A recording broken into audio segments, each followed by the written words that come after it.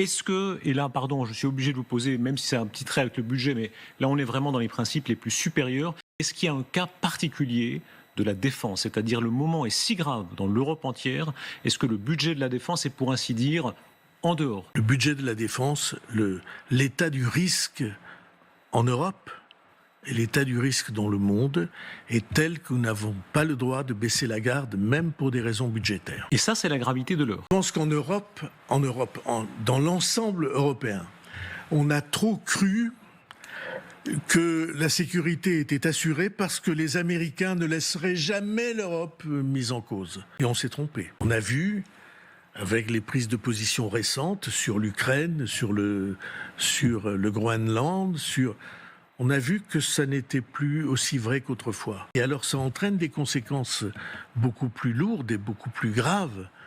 La première de ces conséquences, c'est qu'on ne peut pas dépendre de l'industrie américaine pour l'armement des Européens. Mais la vérité est que il s'enracine de plus en plus dans les esprits l'idée qu'on est obligé d'avoir notre propre industrie de défense pour assurer notre propre sécurité.